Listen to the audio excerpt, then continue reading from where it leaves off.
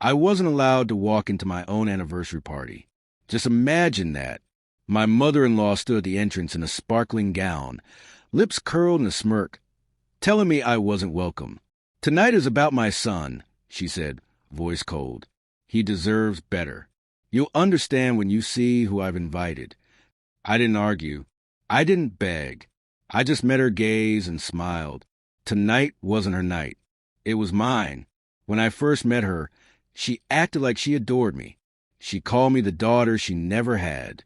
She pressed kisses to my cheeks, showered me with gifts, and boasted about me to anyone who would listen. And when her son, my husband, proposed, she cried tears of joy. But love from women like her is never unconditional. The moment she realized she couldn't control me, her warmth froze into ice. She criticized the way I cooked, the way I dressed, the hours I worked or didn't work. I loved her son fiercely. He was my partner, my safe place. Or so I thought. That's why her disapproval cut so deeply. But it wasn't until she planted the seed of betrayal that everything shattered. It began with whispers. A scent on his shirt that wasn't mine. Late nights explained away with flimsy excuses. A distance in his eyes that no tenderness could bridge. Then I saw the message. A careless slip. Her text flashing across his phone. "She'll be gone soon. Be patient. I'll make sure she's out of the way. You deserve someone like her, not this burden." Her. She was already hand-picking his replacement, grooming someone to take my place. And he didn't resist. He welcomed it. My world cracked. I didn't scream. I didn't confront. I became silent, observant, calculating. Grief burned away into clarity. My marriage wasn't a partnership. It was a performance. And I no longer wanted play. So I set the stage for my own finale. Quietly, methodically, I met with a lawyer. Every hidden financial tie he thought was secure in his name became mine.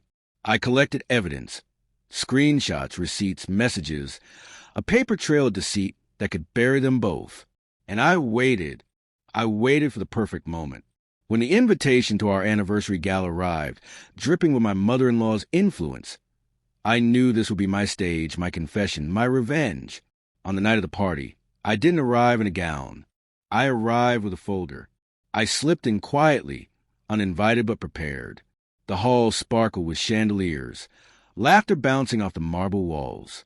There, proudly standing beside my husband, was a woman she had chosen, draped in red silk, introduced as a dear family friend. Guests whispered. My mother-in-law beamed. My husband looked uneasy, but not enough to stop it. He thought I was gone, defeated. I stood at the back, watching them toast to my replacement.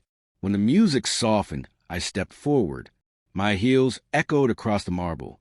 The room turned. Gasps filled the air. "Forgive me," I said calmly, my voice carrying. I wasn't sure I was welcome tonight. My mother-in-law's smile faltered. "You?" I raised my hand. "No need. I won't stay long." I walked to the stage, placed the folder on the table, and opened it. Photos, messages, bank statements. Each page a blade sliding out into the room. The crowd leaned in, eyes wide. "This," I said, turning each page for everyone to see, "is what loyalty looks like in this family." A mother conspiring to replace her son's wife. A husband entertaining the idea. And the woman he was celebrating tonight wasn't me, but her. I nodded toward a red-draped guest, whose face went pale. Silence suffocated the room. My husband reached for me, but I stepped back. "Don't." I whispered, eyes locked on his. "You had your chance. You chose her. Both of you did."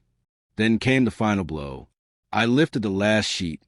Divorce papers already signed. By tomorrow morning, you'll have nothing. Not the house. Not the accounts. Not the reputation you think protects you. Everything you try to hide is mine now. I handed the papers to him. His hand shook. My mother-in-law's lips moved soundlessly. No words came.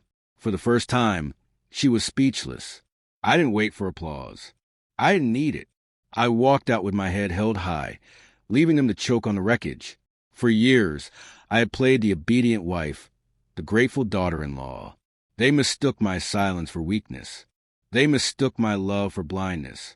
But that night, they learned the truth. I was never weak. I was patient. And patience is the sharpest weapon of all. Now, when I look back, I don't feel sorrow. I feel freedom. The best revenge isn't screaming or fighting. It's walking away with everything they try to take, leaving them with nothing but their shame. And that was my anniversary gift.